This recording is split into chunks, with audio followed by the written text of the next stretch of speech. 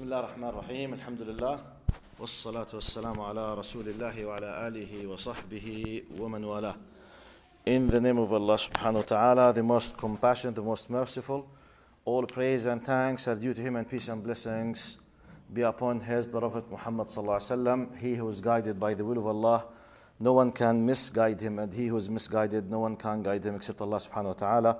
I do bear witness that there is no God but Allah, and Muhammad is His messenger. Assalamu alaikum wa rahmatullahi wa barakatuh. اللهم اجعل جمعنا هذا جمعا مرحوما واجعل التفرق بعده تفرقا معصوما اللهم ولا تدع فينا شقيا ولا محروما آمين يا رب العالمين. السلام عليكم ورحمة الله وبركاته. Today, inshallah, will be our final session. This is the fourth session. In case, if you are interested to know what has already happened the last three sessions, you can go to my Facebook page. The three sessions are there. The first one, the main title of this intensive 4 sessions basically was how to build strong and happy family. First session was introduction about the importance of or how in the mosaic of the beautiful picture of Islam, where can we put the concept of marriage now, and the relation between a male and female, and the attraction between males and females, the relation of this concept with the concept of Allah subhanahu wa ta'ala when He said to the malaika, inni ja'alun fil ardi khalifa, and the concept of when Allah subhanahu wa ta'ala قال واستعمركم فيها, the concept of development the earth, and the fact that we have to do the khilafa, which means every one of us will be preceded and exceeded by each other, taking care and developing the earth. And the relation of this concept with the reproduction of the human race on earth till Allah's will is completely, finished. The end of this worldly life. This was the introduction. And we talked about the sexual need and the relation between sexual need and emotional need and the reproduction and the concept of family in general. This was the first session. You can find it on my Facebook page. Second session, we considered that this person, a man and a woman, they decided to marry. Now they are married. How they should be dealing with each other. And we picked and choose some most important and beautiful indications, lessons from Prophet Muhammad sallallahu alaihi wasallam, how he used to deal with his wives, how his wives or some of his wives were dealing with him as a husband and wife under the umbrella of the great Islam. Third session, which was the last time, it was about, those two married couples, basically, Allah blessed them by having children. So they have kids, they have boys and girls. How they should be dealing with them according to the Islamic teachings. So we picked and chose one of the most important things, and we highlighted, at least from my point of view, the most important thing to be careful how to hold responsibility. We connected that last time with the concept of ظلم from Hadith al-Muflis, the bankrupt. تدرون من المفلس? We explained how I have to make sure when I decide to get married that it's not a joke. There is happiness. I am supposed, I and my wife and if I'm a wife and my husband, both do our best to be husband and wife in the hereafter, in the Jannah as well. We will be facing some obstacles, needs, problems, many things. We need to know that one of the most important things when deciding to delve into the area of marriage is responsibility. I'm responsible now. There's a duty. It's not just, I don't think so, I don't like, I don't want. No, I'm responsible now. Especially this is a message for men. And this is part of the meaning of the qiwama. الرجال قوامون على النساء. Many Arabs, I can't talk about non-Arabs now because I'm not expert in their cultures, but the Arabic culture, they misunderstand the qiwama as a pure authoritarian dictatorship. Many of them, خلاص, I am the boss and that's it. No. قوامة من قام على الشيء, which means to take care of it. قمت على, maybe one of the good translation for قوامة, the caretaker. care. You are taking care. الراعي, اللي بيدير باله, the one who protects, the one who takes care with authority, but responsibility as well. So we talked about the amazing and horrible possible positive and negativeness of the responsibility, and we explained the concept of al-dhulm from the hadith of أتدرون من المفلس, and we highlighted how Prophet Muhammad ﷺ used to deal with his grandsons Al-Hassan and Al-Hussein in some hadith, and we finished last time. Today will be our final session. It's like a 4 sessions, let's say, workshop, if I may put it in this way. Today I will be talking about Birrul Walidayn. Now, I'm imagining, considering that this family has led to a result that we have now mature sons and daughters. We were talking about the man at the beginning, how he should be choosing his wife. A woman, how should she be accepting her possible husband. Then how they be dealing with each other. Then how to take care with kids. Now, the kids are grown up. So my message today is directed to those who were kids and we were taking care of them now. They became adults. They became mature.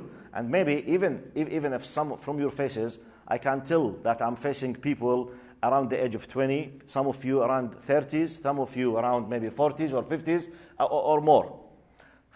Many of us still, even if you are married and you have kids, our parents still alive. So you will be addressed with the same message. Okay? معلش الله يجزيكم خير بعد سامحوني معلش جزاكم الله خير شكرا بارك الله فيكم.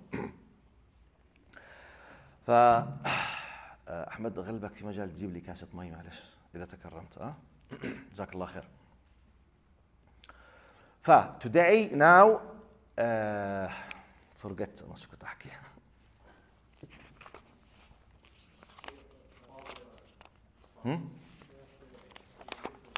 Yes, sir.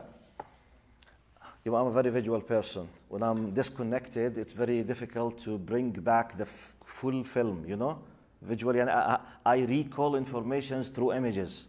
When I'm stopped for any reason, I lose the full film. So I need someone to bring it back. Anyway, so today, what does Islam say about the relation between the sons and daughters and their parents? I can claim with full trust, I believe actually, plus I can claim academically, as not just a Muslim, as an expert in comparative religions, as someone who has visited 280 cities on earth in 26 countries in 5 continents, and I met with people nearly from all different sects and religions on earth. I can tell, and I'm proud to say, that there is no sect, no religion, no group on earth, they have something.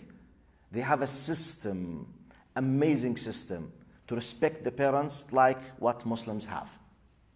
Look now, and by the way, this is a claim, okay? Let me prove it to you now. Allah subhanahu wa ta'ala says in the Quran, or before I say in the Quran, you know, as Muslims, that the most and highly wanted thing in Islam basically is ibadatullah.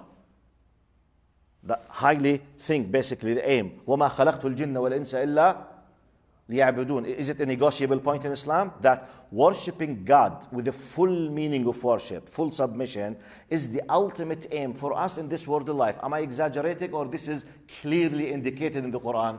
It's not me, it's the Quranic verse. Allah says, وَمَا خَلَقْتُ الْجِنَّ وَالْإِنسَ إِلَّا. This is hasr. I've not created the human beings and the jinn but to worship me. God is saying, with the general, Jazakallah khair, thank you very much. With the general meaning of worship. Yet, when Allah subhanahu wa ta'ala came to talk about parents in specific, look how He connected respecting, taking care, loving parents with the worship. وَقَضَى رَبُّكَ أَلَّا تَعْبُدُوا إِلَّا إِيَّاهُ وَبِالْوَالِدَيْنِ إِحْسَانًا. Now, by the way, how many of you, they don't understand Arabic now, or non-Arabs? Please raise up your hand. At least 60%. Right. I need to make it simple.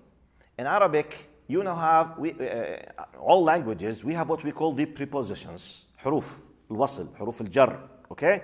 Now we have the wow, like in English, in English. In English, for example, you say, for example, the translation, we can say, Allah wa qada rabbuka. Allah has ordained, Allah has decided, Allah has commanded and ordained upon us that not to worship anything but Him and to be in the highest level of kindness with your parents. Now in English we say just and. In Arabic, we have, Arabic, it's the richest language of the languages on earth. For those who are expert in language, they know what I'm talking about. Now, in Arabic, we can say in the Quran, if the Quran says وَبِالْوَالِدَيْنِ إِحْسَانًا, it does differ from if the Quran says ثُمَّ بِالْوَالِدَيْنِ إِحْسَانًا. And both of them harf atf, which means a preposition to connect two words together. Okay? Now, if Allah said وَقَضَى رَبُّكَ أَلَّا تَعْبُدُوا إِلَّا إِيَّهُ ثُمَّ بِالْوَالِدَيْنِ إِحْسَانًا, which is correct linguistically, which will mean that Allah is ثُمَّ تربط وتفيد الرتبة على التراخي, which means Allah is commanding you not to worship but Him, then think about your parents. The letter واو in Arabic قال يفيد مطلق الجمع, which means مطلق الجمع. The wow in Arabic, it tells you that the two things that the wow has connected together are as if they are one package. This is مطلق الجمع. They are one. You know what this means, that they are one? As if Allah is telling you the following. That Allah is commanding you not to worship anything but Him, and the level of respecting your parents is in the level of worshiping Him. Which is amazing. You know what does it mean? Allah is telling us, look, my servants, if you want to satisfy me, you have to know that the priority for me after worshiping me is your parents. This is the end, the result of the message. وَبِالْوَالِدَيْنِ إِحْسَانًا. Keep it in your mind now. Look to the other side amazingly. I'm proving what I have claimed. Second message. What is the highly rejected thing in Islam? Shirk. Jazakallah khair. The evidence. إن الله لا الله يفتح عليك. إن الله لا يغفر أن يشرك به ويغفر ما دون ذلك لمن يشاء. Committing shirk. Shirk is a term. Literally means association.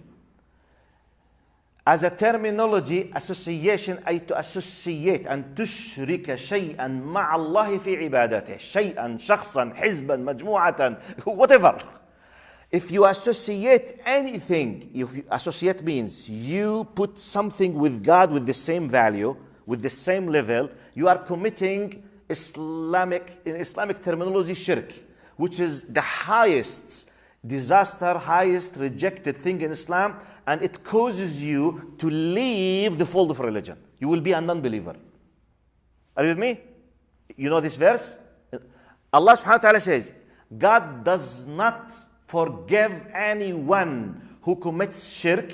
Of course, if he passed away as a mushrik, if he repented after that, everything is finished. لا يغفر. It's impossible. Anything else is entitled to be forgiven except this, which means we are talking about the highly rejected thing in Islam. When the highly rejected thing in Islam is mentioned in the Quran with regard to the relation of parents, Allah gave exception. Amazingly. قال وإن جاهداك على أن تشرك بي ما ليس لك به علم, just فلا تطعهما, commandment, وصاحبهما في الدنيا معروفا. Wow. Wow. Logically now, look to, please, by the way, please try to focus on what I'm saying. In case, if you felt you need to listen again to this, it will be, inshallah, on my Facebook. Go and listen again, put notes. When you speak with your colleagues, your friends, your relatives, and if you have colleagues from non-Muslims, tell them about that. Let them know about this, because I believe, from my experience, 99.99999% of people on earth, they need this direction from Allah. By the way, this is from Allah to human beings, not for Arabs. It's not for just Muslims. Every single person on earth, wallahi. You know, unless the Islamophobia, unless the bad media, they are trying to destroy the image of Islam, I believe maybe any parents on earth from different cultures, if they understood what I'm talking about, they would love their kids to be Muslims. Because, wow, you know, divine commandment for them to respect me, even if, let me explain the verse now. وإن جاهداك على أن تشرك بي ما ليس لك به علم فلا تطعهما وصاحبهما في الدنيا معروفا. Allah is telling us, in case if your both parents, your father and mother, both of them, they were mushrikeen, they were associators, they were infidels, they were disbelievers. It's not just by themselves they are non-believers, but they did mujahada. You know, على وزن فاعل in Arabic, جاهداك. Jahadaka in Arabic, they were struggling, doing their best continuously 24/7 to let you be a non-believer and to leave your faith and to be a mushrik like them. It's not just they were non-believers and they were sitting in the corner, which is a status. Okay, I feel bad because they are not believers, but at least they are there and I'm here. No. They say jahadaka. Jahadaka, they were doing their best from al-mujahada. وبذل المجاهدة in Arabic بذل الوسع والطاقة بأقصى درجة. Which means they were doing their best to their ultimate power to make you mushrik like them. Attacking you, making fun of you, anything bad. جاهدaka على أن تشرك بي. Something that you don't know, which means it's unacceptable. Now, yet Allah did not say, just don't listen to them or be very tough with them. No. Even though in theory, they might deserve at least to say, this is wrong, I will not speak with you, disconnect your relation with them. Allah subhanahu wa ta'ala says, فَلَا تُطِعْهُمَا. Don't listen to them in what they are calling you for. Now, the amazing part, وَصَاحِبْهُمَا فِي الدُّنْيا مَعْرُوفًا. I'm commanding you to be kind with them with the best manner that you can do. Just from these two verses, which is وَقَضَى رَبُّكَ أَلَّا تَعْبُدُوا إِلَّا إِيَّاهُ وَإِنْ جَاهَدَاكَ, we can conclude a golden rule. Parents have a sacred status in Islam. Amazingly. Doctor, please, does this mean they don't make mistakes? I'm not saying this.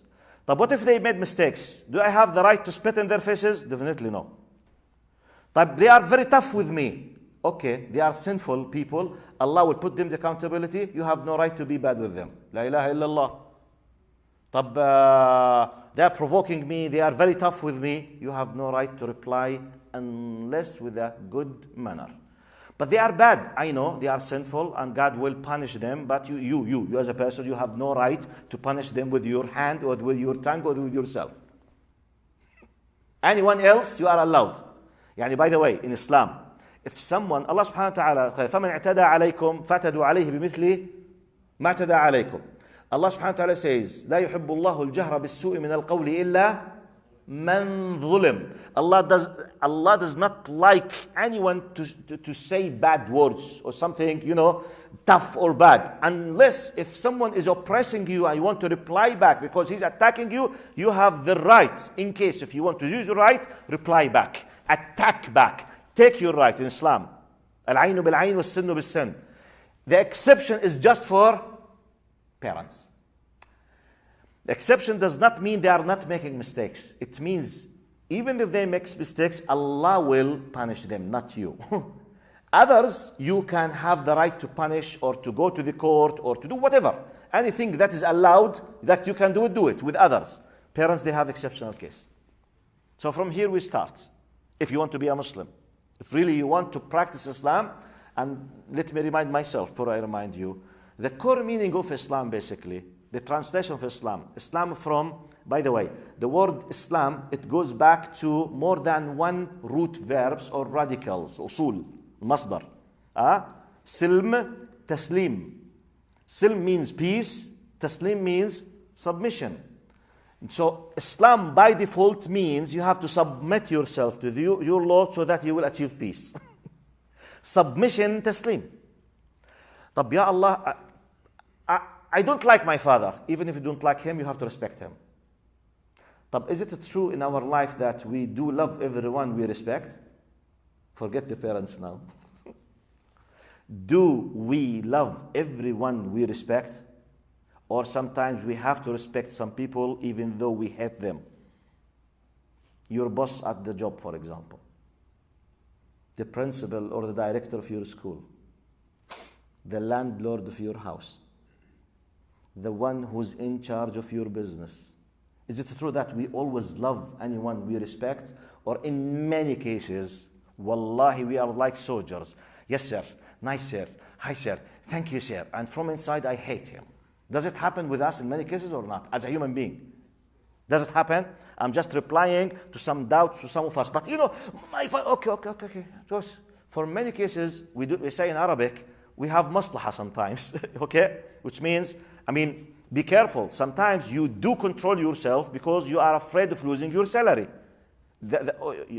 For example, your boss is a very tough person. Is it possible? Girl, is it possible? In many cases. The one who's in charge of you, in many cases, he might be like a dictator, like Pharaoh. And you know that. He knows, but he's using his authority against you. Maybe he's insulting you. And you keep silent because you are afraid to lose your salary. Why I do control myself? I have a family, Sheikh, and I want to pay the rent of the house. And okay. If your father is tough with your mother is tough, okay.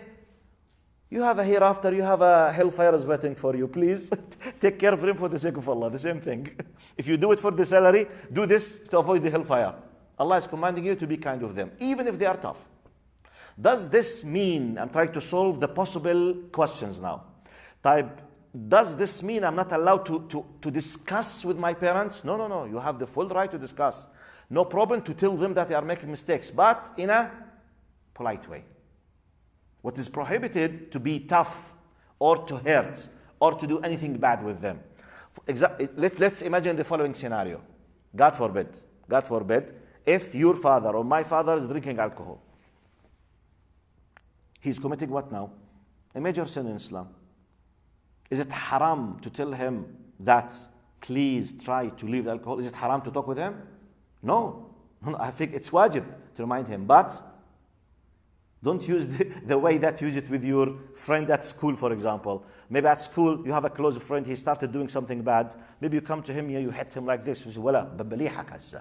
You have to تتركها والله ما بحكي معك. For example, okay? Hey, just leave it. Maybe you will joke with him, maybe you will hit him. This is not your father. You have to listen to your father. Like Ibrahim alayhi salam, Ya abati, he was begging him. كان يتوسل إليه. Ya abati, I beg you to do so, please.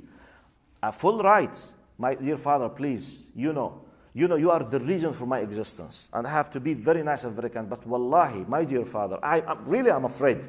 I'm afraid if you passed away doing this, I wish to go to the Jannah, but I wish more to see you with me in the Jannah. Please. No problem. Do it every day. But don't be rude. Don't come to tell him because you are practicing Muslim and he's dealing with riba. Is it possible your father is dealing with riba? Yes, definitely. Maybe. Is it possible that you are a practicing Muslim and your mother does not wear the hijab? Yes, possible. Is it possible? Yes. All of it is possible. They are human beings. How to approach them? The highest, best way. Allah says, إحسانا معروفة. Highest kindness ever that you can do with your parents. Argue, thank them, don't be tough with them. So from this, we start the core point of how Islam looks to the concept of parentship, the parents, how to be respected by their kids. Type. Now, I will go to the hadith now. This is the 2 verses. And by the way, just on what I have highlighted, is there any question here? Just ask me about what I said. Yes. طبعا جزاك الله خير. The brother, he's asking about the concept of ihsan. هذه يسموها من الكلمات الجامعة أو المعاني الجامعة التي تضم كل معاني الخير. Like the word بر for example. when Allah سبحانه وتعالى said لا ينهاكم الله اللهم صل على محمد عن الذين لم يقاتلوكم في الدين ولم يخرجوكم من دياركم أن تبروهم. كلمة بر، كلمة إحسان تسمى بالمعنى العام من كلمات المعاني الخير الجامعة. One of the indications, sorry, I spoke in Arabic, I forgot. He's asking me about the meaning of ihsan. I'm telling him ihsan and birr and such words, they are called from the collective words that contains all meanings of khair and the highest level of goodness. Okay? Like for example, now one of the things that we need to understand about the concept of ihsan, which is a huge meaning, but one of the definitions, as I told you, it's a kalima jami'ah, it's a word that contains ma'ani al-khayr, all the goodness, things that you can ever imagine.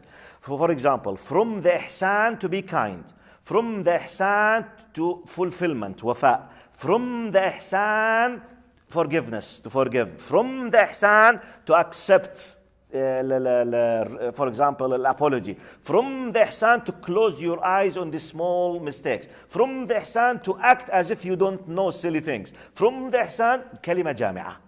So the highest level. Now ihsan is connected with the very famous hadith that you know, when the very famous hadith of Umar al-Khattab قال هذا جبريل أتاكم معلمكم أمور دينكم. You know, Prophet Muhammad صلى الله عليه وسلم, once he was staying, a sahabi or a man, actually it was Jibril alayhi salam in a form of a sahabi, came to Prophet Muhammad صلى الله عليه وسلم. He asked him questions. He asked him about أخبرني عن الإيمان, أخبرني عن الإسلام, أخبرني عن الإحسان. He was asking him, and Prophet Muhammad, he was replying. The Sahaba, they said جاءنا رجل شديد السواد الشعر شديد بياض الثياب لا يرى عليه أثر السفر ولا يعرفه منا أحد. He was a stranger yet with very clean clothes, and he was an unknown person. He asked him about Iman, Islam and Ihsan. When he asked him about Ihsan, he said قال أن تعبد الله كأنك تراه فإن لم تكن تراه فإنه يراك. When he gave one of the famous definition of Ihsan, he said to worship Allah as if you are literally observing or seeing Him literally or physically, as if. But the fact that you don't see Him, be aware that He sees you and observes you. So one of the meanings of Ihsan, to act, to be in a status that you know that in every single second Allah is observing you. Which means when you want to deal with your parents, you want to do whatever. Wait, Allah is okay. So be in the highest and the best level of politeness. Clear? Jazakallah khair. طيب. By the way, if it happened that I said something in Arabic, I did not or forgot to translate it into English, please, Arabs, just raise up your hand and tell me. Because sometimes, I'm using the two languages, I forget. Sometimes they are mixed in my mind. اللهم صل على سيدنا محمد. Any other question? And thank you for your question. Sure. ما فهمت السؤال. كيف يعني؟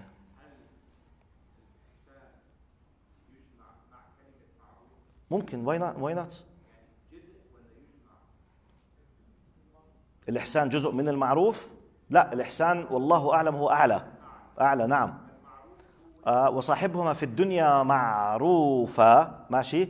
برضو المعروف كلمة جامعة، يعني تعامل معهم بما عرف وعهد من معاني الخير. الإحسان أعلى. لاحظ عفوا. Okay, I have to explain it in Arabic, then I will come to English. Now, الإحسان جاءت في سياق موضوع التفخيم والمكانة والهيبة، اللي هو قضى ربك ألا تعبدوا إلا وبالوالدين إحسانا. مقام إيجابي الآن، مقام إرشادي، مقام تأسيسي. ماشي؟ لما جينا عند هناك أعطاك الحد الممنوع تنزل عنه. المعروف مش الأعلى، هذاك الإحسان أعلى بكثير. زي مشان أوصل لك الفكرة، الآن مثلا لما يقولوا من إحدى تعريفات الفقه الإسلامي أنه الحد الأدنى من الأخلاق. معي أنت؟ الأخلاق وين؟ هسه الأخلاق الأعلى انك اذا اختلفت انت وزوجتك مش تعطيها بس المقدم والمؤخر، وتعطيها هديه وتستر على كل اخطائها اذا قررتوا تتطلقوا. هذا الاعلى. طيب اختلفتوا وانت متضايق وهي متضايقه، بالفقه الاسلامي لك حق وعليك حق، واذا كنتم موقعين انه ما إلها غير 10% 10% 10%، حقك ومش حرام. هذا ايش؟ الحد الادنى من الاخلاق. شو هو؟ الفقه الاسلامي. بس احنا نطالب بالحد الاعلى، فاذا حصلنا بينهما فبها ونعمت. والله اعلم. طيب واياكم ان شاء الله باذن الله. طبعا سوري فذيس از نعم الله يجزيك الخير. فطبعا هذا الاعلى. بس in case it disputes and God forbid the hatred between the husband and wife, it was in the highest level, and everyone feels that I am the one who has been hurted وأنا مظلوم, I am oppressed, and sometimes I want to take my right. I don't want to forgive. By the way, they are not doing haram. It's their rights. But their rights in Islamic fiqh is the minimum, which below this we started to be in something outside Islam. طبعا ندخل في الظلم الآن. اللي هو شو اللي بيحفظوا هذا؟ الفقه الإسلامي، الأحكام الشرعية، حرام، واجب، مكروه إلى آخره، هذا المينيمم. طيب البتر ندخل في طبقات الآن وطبقات أخرى. الهايست الإحسان. Yes.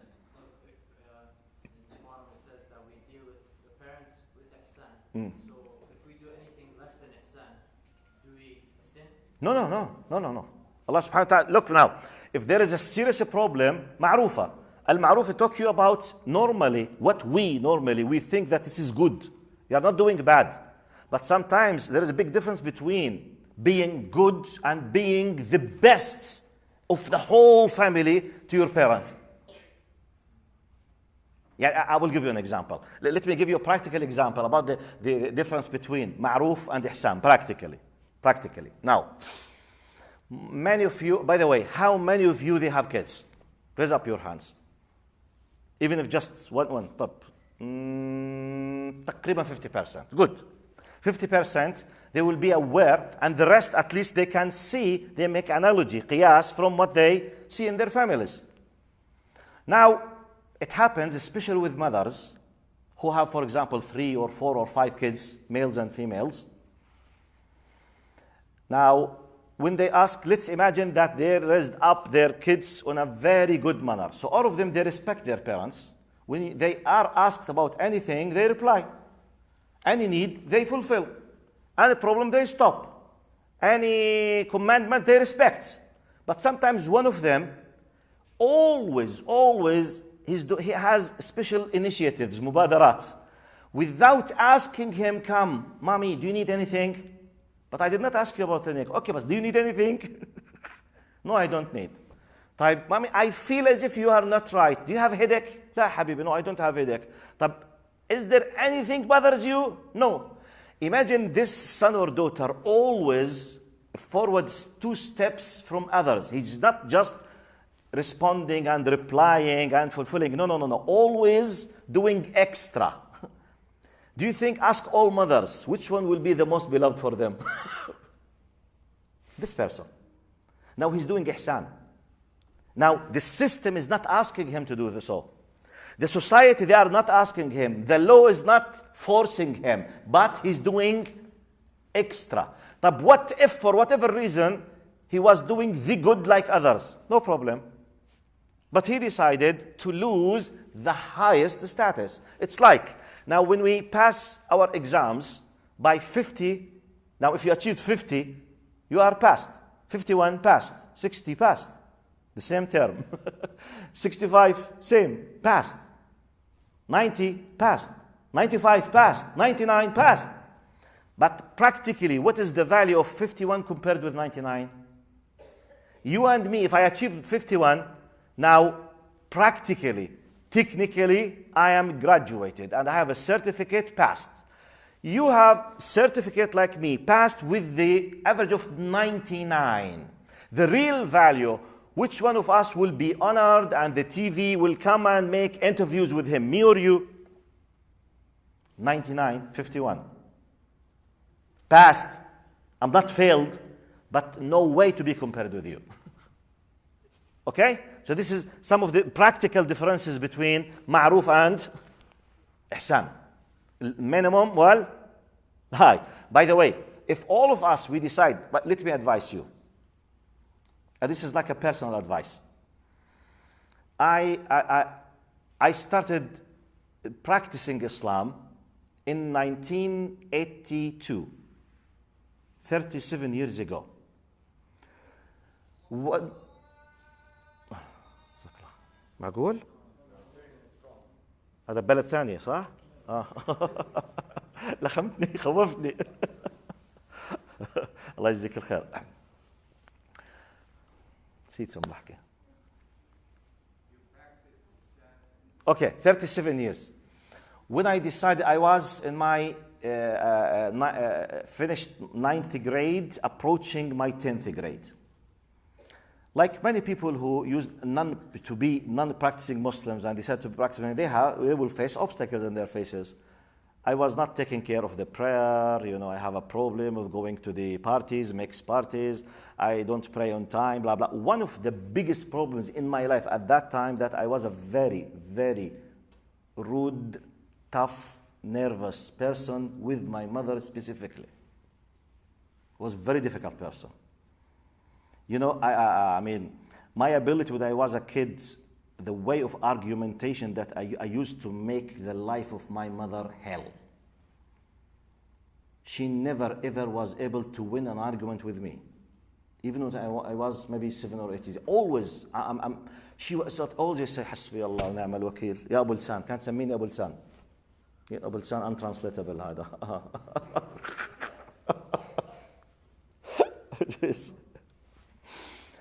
I remember really that I used to be whatever she asked me when I was in the age of 12, 13, 14, 15, before I changed complete my life.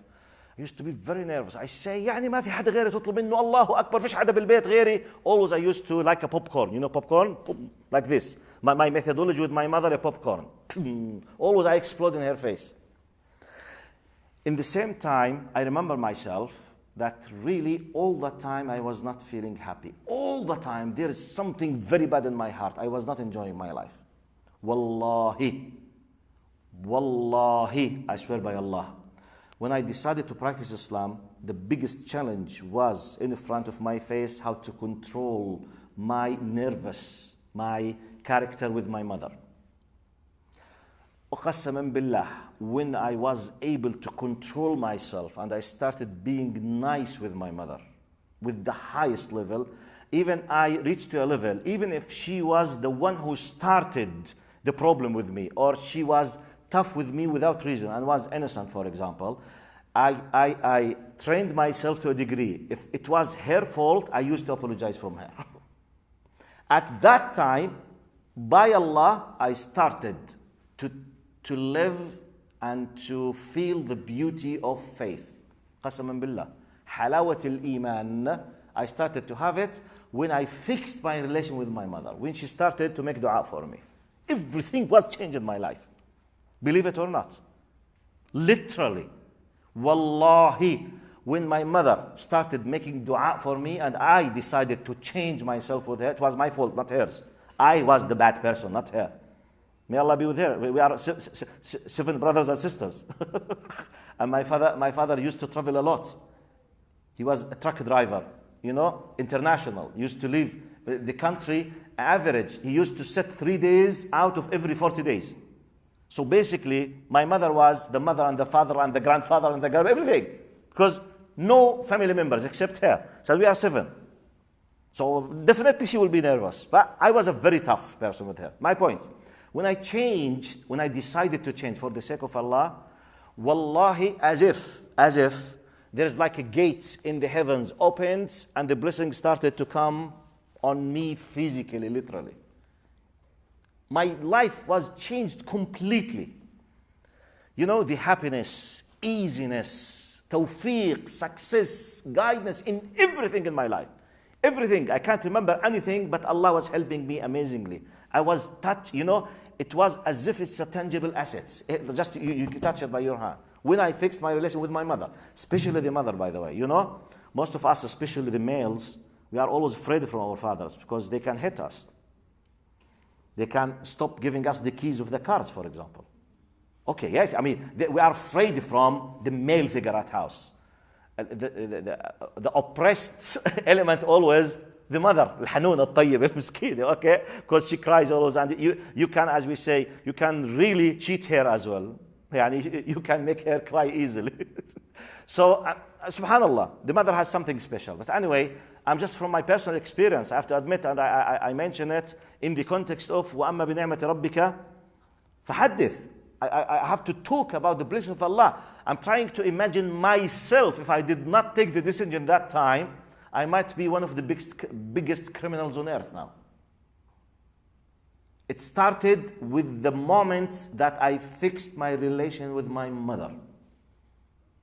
But please, if someone of you, regardless of your age, by the way, I'm not necessarily addressing the youth. No. Maybe you are in 30s or 40s or 50s, but you have a bad relation with your parents for whatever reason. So please, no, it's not late to fix the relation. No problem at all. طيب. Jazakumullah khair for your questions. Now, let's go to very famous two hadiths. Inshallah, most probably, we will be approaching the end, inshallah, of the session. One of the Sahaba, one of the companions, came to Prophet Muhammad sallallahu alaihi wasallam and he said, Ya Rasulullah. This is a very famous one. Actually, in the Arab countries, they teach us this hadith that I will be highlighting now at schools. A companion came to Prophet Muhammad صلى الله عليه وسلم. قال يا رسول الله من أحق الناس بحسن صحابتي؟ قال أمك. قال ثم من؟ قال أمك. قال ثم من يا رسول الله؟ قال أمك. قال ثم من يا رسول الله? 4 times. قال أبوك. This hadith contains a very, very important meaning. Sahabi came to, he said, I will make it simple in my language. He said, من أحق الناس بحسن صحابتي. The meaning, the core meaning of من أحق الناس بحسن صحابتي, it's as if in our language, Ya Rasulullah, in case if I have a time and I want to spend this time with someone, taking care of him, okay, giving him support, giving him the priority in my life. I have a space in my life on daily basis, on weekly basis. Who has the priority in my life to take this space in terms of allocating this space for him? He said, your mother. Okay, Ya Rasulullah, who's next? He said, your mother. He said, okay, Ya Rasulullah, who's next? He said, your mother. Ya Rasulullah, who's next? Your father. Which means, as if Prophet Muhammad ﷺ is saying, you have to give 75% of priorities to your mother, 25% to your father. Don't misunderstand Islam. This does not mean let's just respect 75%. He was not talking about respect now. قال من أحق الناس بحسن صحابتي. Now, by the way, this could be one of the amazing i'jaz of the prophetic hadith. It has to do with education, and it has to do with psychology, and it has to do with sociology.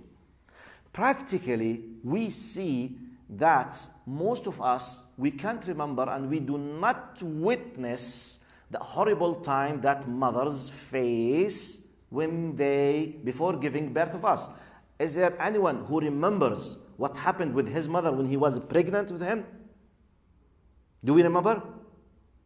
Do we? I'm asking. It's impossible. No, it's impossible. We don't know anything, Aslan. So, the mother, holds us in their wombs for 9 months. 9 months.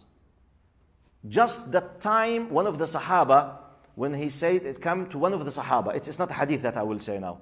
One of the let's say the Muslims came to one of the Sahaba at the time the Hajj.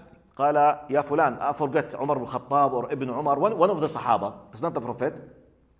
He said, حججت بأمي على كتفي من اليمن وطفت بها وسعيت أفأكون قد أديتها حقها قال ولا طلق واحدة من طلقاتها.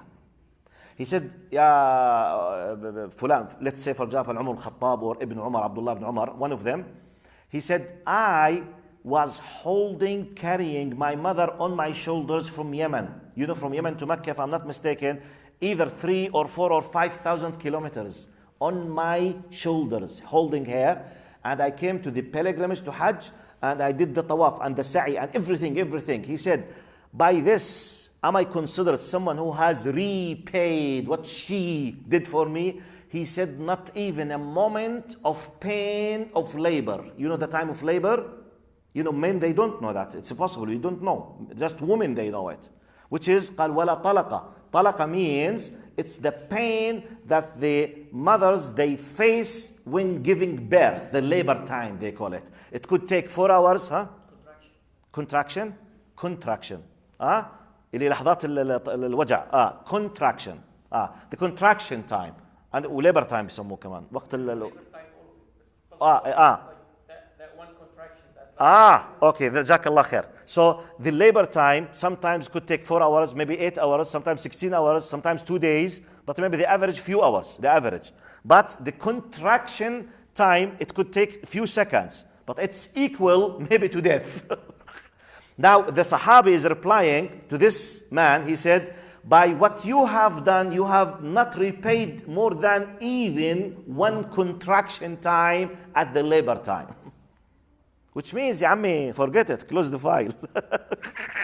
Don't try to, you can't repay, you can't. Know your place. اعرف مكانك. Don't think that by doing simple things you have repaid. No. It's just Allah can give her the ajr. And you are a servant of Allah, do your best with her as your mother. My point, when he said, من أحق الناس بحسن صحابتي, as if one of the scholars was saying, why Islam insisted to pay the attention to importance of the mother, because most of what they have done and they are doing cannot be witnessed and we don't remember it. By the way, most of us, our memories start, I think, around the age of 4. More or less, 3.5. Most of us, do you remember anything at the age of 1? 2? You can't, unless if they tell you. No, don't say like this. They show you photos and videos you remember from them, but your memory you can't. It's impossible. Most of us around 3.5, 4, 5, and above. My point, after that, we start to be a little bit, mature, we have power, something. Now, when we become very powerful, now 80, 90, 70% of what have been done for us is completely deleted from the memory, asalatan, from the very beginning. So now, our basic need, not for mothers, for fathers now. Power, money, authority. So we will respect them. But the weak point, which is the mothers, they could be forgiven.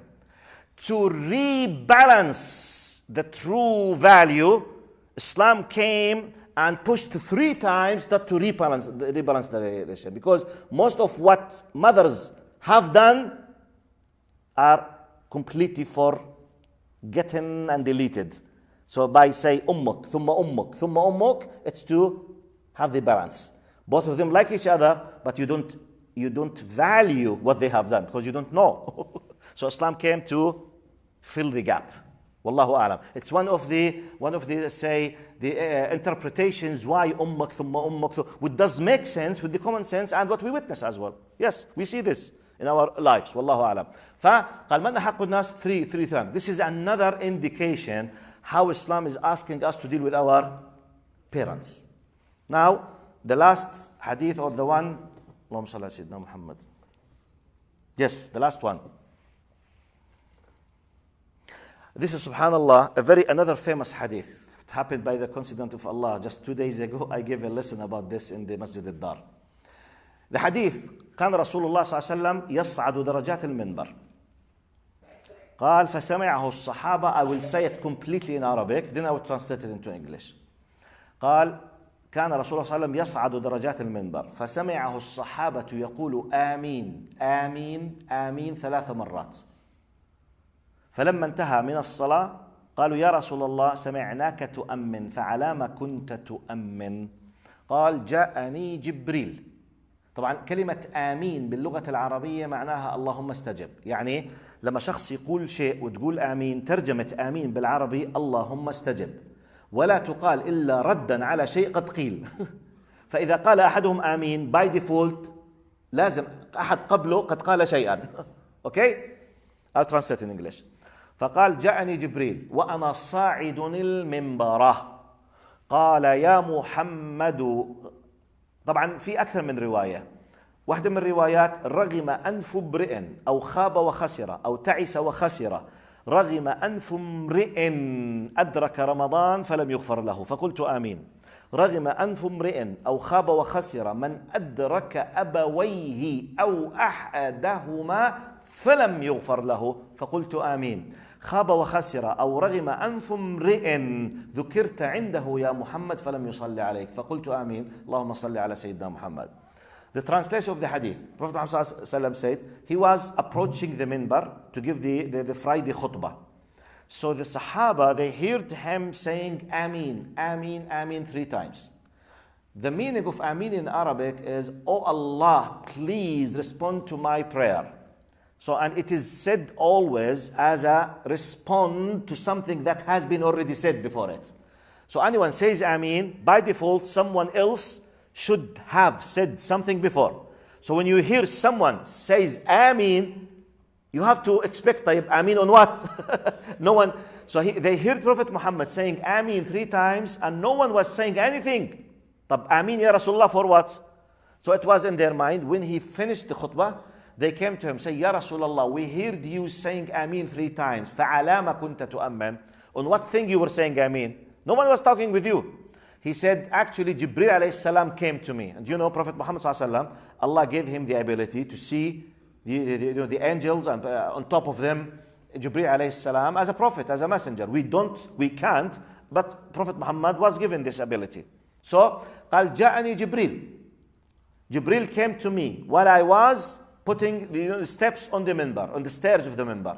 He said, Ya Muhammad, رغم أنف برئ or خاب وخسر من أدرك رمضان فرغم يراه. He is the loser, the one whom Allah enabled him to witness the month of Ramadan and he did not take it, the opportunity to guarantee forgiveness.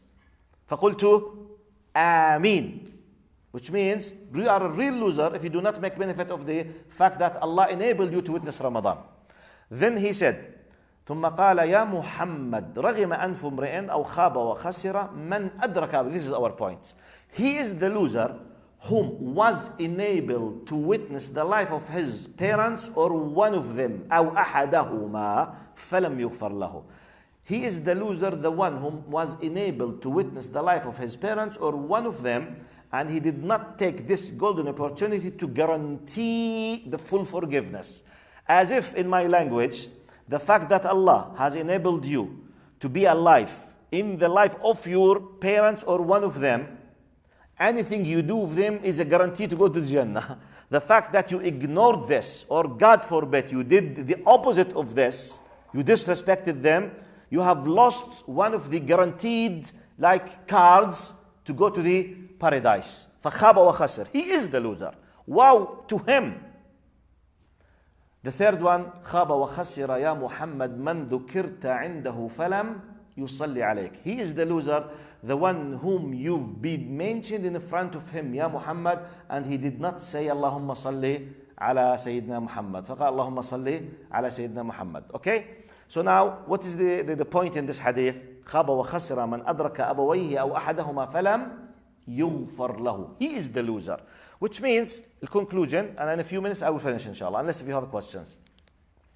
The fact that Allah is blessing us by the fact that you have a father or a mother while you are alive and they are alive, it's a golden opportunity to take care of them, to respect them, because at the end, by the way, it's not just ethically to fulfill or to repay back what they have done for you. No.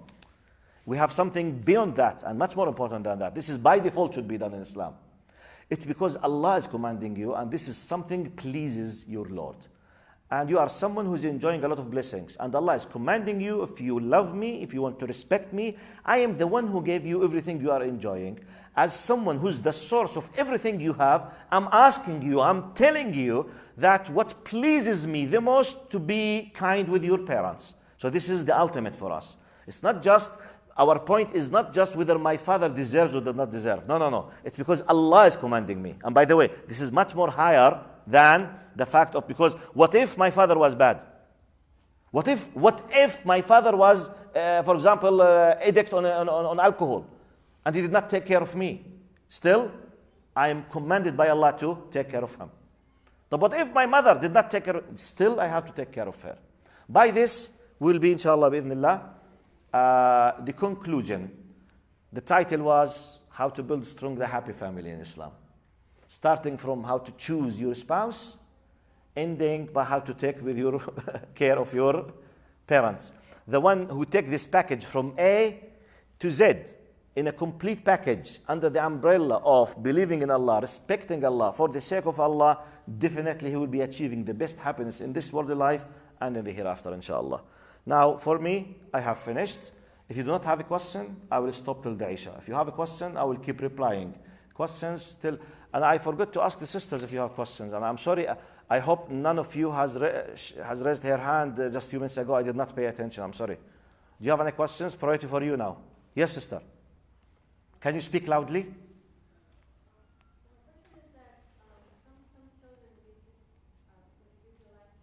Sister, I can't hear you. Yes, please, if you please, yeah. Yeah. Is it written? Okay, thank you. Jazakallah khairan. What is your message for children who contribute?